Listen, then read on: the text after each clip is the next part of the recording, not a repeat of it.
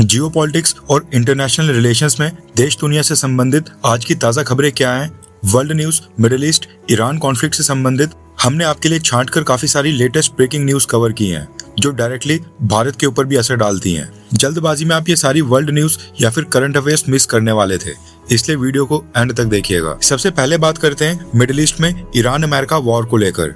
News निकल कर आ रही है कि पाकिस्तान का field marshal general Asim Munir अचानक से ईरान के दौरे के ऊपर चले गया है। बताया जा रहा है कि पाकिस्तान ईरान के ऊपर दबाव डालने की कोशिश कर रहा है कि अमेरिका ने जो कॉमन मिनिमम प्रोग्राम ईरान को ऑफर किया है उसके ऊपर ईरान हामी भर दे, यानी कि ईरान मान जाए। पिछले एक हफ्ते में पाकिस्तान का इंटीरियर मिनिस्टर मोहसिन नकवी भी ईरान की 2 बार यात्रा कर चुका है और अब अचानक से आसिम मुनीर भी ईरान जा रहा है। पाकिस्तान कोशिश कर रहा है कि किसी भी तरह अमेरिका और ईरान के बीच न्यूक्लियर पीस डील साइन हो जाए और उसका मीडिएटर पाकिस्तान बने। पाकिस्तान की हड़बड़ाहट इसलिए भी सामने आ रही है क्योंकि पाकिस्तान में पहले राउंड की टॉक्स के फेल होने के बाद मिडिल ईस्ट में कतर ने भी ईरान और अमेरिका के बीच नेगोशिएशन स्टार्ट करवा दी हैं। माना जा रहा है कि अमेरिका तो इन मीडिएशंस में कतर को एंटरटेन कर ही रहा है, लेकिन साथ में ईरान भी बैक चैनल्स के जरिए कतर को रिस्पॉन्स दे रहा है। और रिसेंटली जो ईरान के प्रॉक्सीज ने इराक से मिडिल ईस्ट के देशों के ऊपर हमले स्टार्ट किए हैं, उनमें यूएई, सऊदी अरेबिया, कुवैत, इन सब के ऊपर हमले हुए हैं, लेकिन कतर के ऊपर नहीं। पाकिस्तान चाहता है कि मीडिएटर के नाम के आगे पाकिस्तान नाम की स्टैंप होनी चाहिए, यानी अमेरिका और ईरान की न्यूक्लियर पीस डील पाकिस्तान में आकर साइन होनी चाहिए, ना कि कतर में।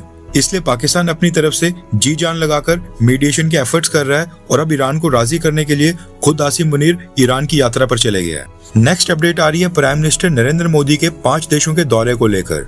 रेफरेंस के लिए आपकी स्क्रीन के ऊपर आर्टिकल का स्क्रीनशॉट है। न्यूज निकल कर आ रही है कि प्रधानमंत्री नरेंद्र मोदी ने ये जो 5 देशों की विजिट की है, इनमें पीएम मोदी ने इन कंट्रीज के कई सारे बिजनेस डेलीगेशंस के साथ काफी इंपॉर्टेंट मीटिंग्स की हैं और कई सारे इन्वेस्टमेंट एग्रीमेंट भी साइन किए हैं। रिपोर्ट के अकॉर्डिंग पीएम मोदी ने 50 मल्टीनेशनल कंपनीज के चीफ एग्जीक्यूटिव्स और सीनियर रिप्रेजेंटेटिव्स के साथ मीटिंग की है। इन सभी कंपनीज की कंबाइंड मार्केट वैल्यूएशन $3 ट्रिलियन के आसपास है। इनके साथ जो डील साइन हुई है, इन सभी एग्रीमेंट्स का टोटल आ रहा है $40 बिलियन। यानी 5 देशों की विजिट से प्रधानमंत्री मोदी $40 बिलियन की इन्वेस्टमेंट कमिटमेंट लेकर आए हैं। आज के कन्वर्जन रेट के हिसाब से इंडियन करेंसी में ये अमाउंट 3,84,000 करोड़ रुपीस बनते हैं। 50 में से कुछ कंपनीज के पहले से ही भारत में बिजनेसेस हैं और ये भारत में एक्सपेंशन प्लान कर रही हैं, और कुछ कंपनीज हैं जो पहली बार भारत की मार्केट में एंटर होंगी।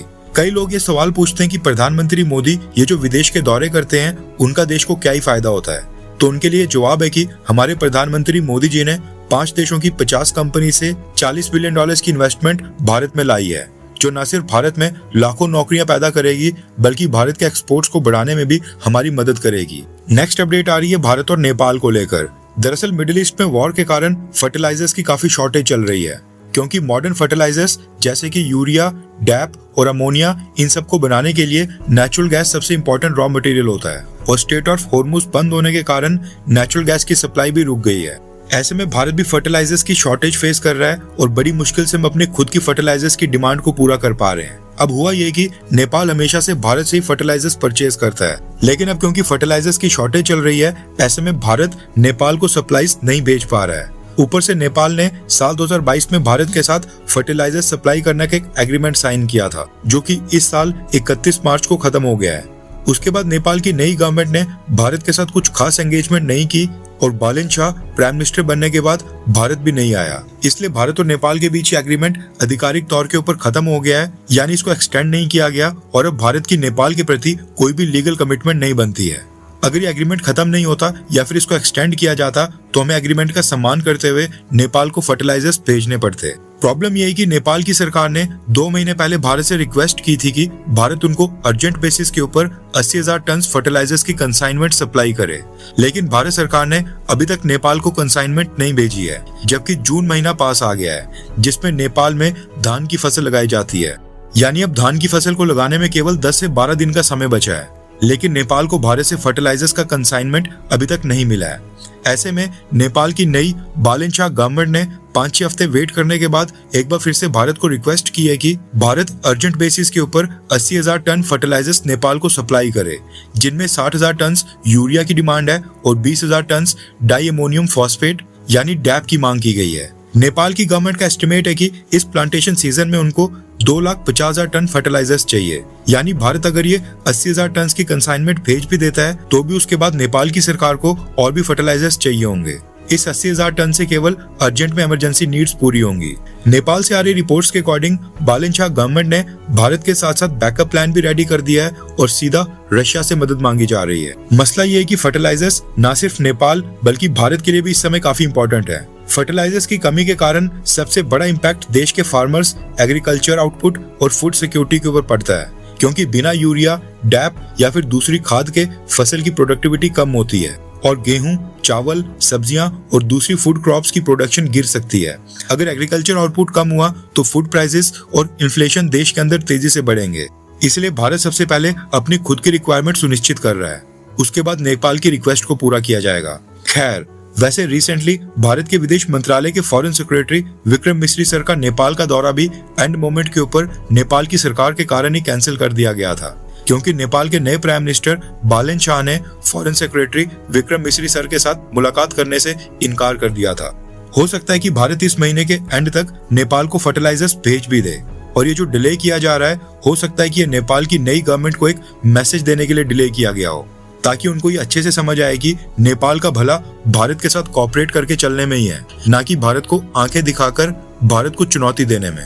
आपको क्या लगता है कि क्या नेपाल को फर्टिलाइजर्स भेजने चाहिए या फिर अभी और वेट करवाना चाहिए? नीचे कमेंट करके अपनी राय जरूर बताएं। नेक्स्ट अपडेट आ रही है भारत में ईएमआई के ऊपर स्मार्टफोन्स परचेज करने वाले कस्टमर्स को लेकर। आजकल भारत में भी ईएमआई के ऊपर स्मार्टफोन परचेज करने का ट्रेंड काफी ज्यादा चल चुका है, लेकिन अब इनके ऊपर आरबीआई एक बहुत ही बड़ी रिस्ट्रिक्शंस लगाने जा रहा है। फाइनेंशियल एक्सप्रेस की रिपोर्ट के मुताबिक भारत में आज की डेट में जितने भी स्मार्टफोन्स बिक रहे हैं ऑन एन एवरेज उसमें से 40% स्मार्टफोन्स ईएमआई यानी कि किस्तों के ऊपर सेल हो रहे हैं। केवल 60% स्मार्टफोन्स ही कैश के ऊपर सेल हो रहे हैं, और ये ईएमआई का ट्रेंड लगातार तेजी से बढ़ने के पीछे का कारण है आईफोन। न्यूज आ रही है कि भारत में अप्रोक्सीमेटली 70% आईफोन्स आज की डेट में ईएमआई के ऊपर ही सेल हो रहे हैं, और जो बाकी के एप्पल प्रोडक्ट्स हैं उनमें ये परसेंटेज 70% से भी ज्यादा है। केवल 30% आईफोन्स भारत में फुल पेमेंट के ऊपर खरीदे जा रहे हैं। मसला ये है कि इनमें से कई सारे कस्टमर्स टाइम के ऊपर ईएमआई पे ही नहीं करते हैं, और लेट पेमेंट्स के कारण कंपनीज को भी ह्यूज लॉस उठाना पड़ रहा है, और कस्टमर्स के ऊपर भी बैड लोन्स का अमाउंट बढ़ते जा रहा है। इसलिए अब आरबीआई ने एक नया रूल इंट्रोड्यूस करने का फैसला किया है, जिसमें अब ईएमआई से मनी लैंडिंग करने वाली बैंकिंग कंपनीज के पास डिवाइसेस को लॉक करने का एक ऑप्शन दिया जाएगा। रेफरेंस के लिए आपकी स्क्रीन के ऊपर आर्टिकल का स्क्रीनशॉट है। न्यूज निकल कर आ रही है कि आरबीआई एक नया रूल इंट्रोड्यूस करने जा रहा है, जिसमें मनी लैंडिंग कंपनीज के पास रिमोटली स्मार्टफोन्स को लॉक करने का एक ऑप्शन प्रोवाइड किया जाएगा।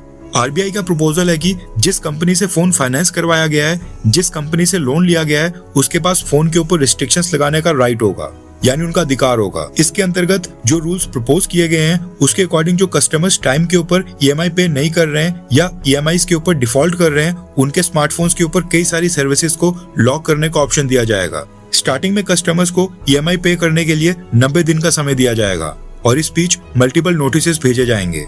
60 दिन के बाद पहला नोटिस, उसके बाद 7 दिन के बाद दूसरा नोटिस भेजना होगा। कस्टमर को 21 दिन का टाइम देना होगा।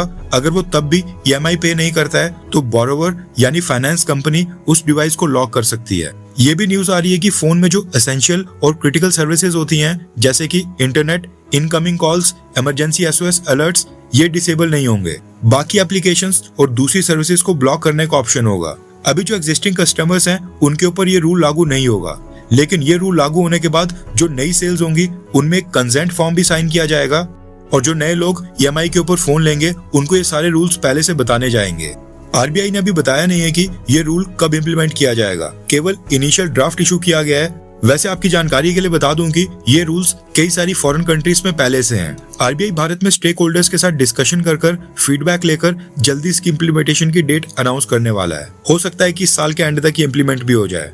आपको क्या लगता है कि ईएमआई पे ना करने पर स्मार्टफोन्स लॉक करने का जो ये प्रपोजल लेकर आरबीआई आया है, क्या ये सही फैसला है? हाँ या फिर ना? नीचे कमेंट कर अपनी राय जरूर बताएं।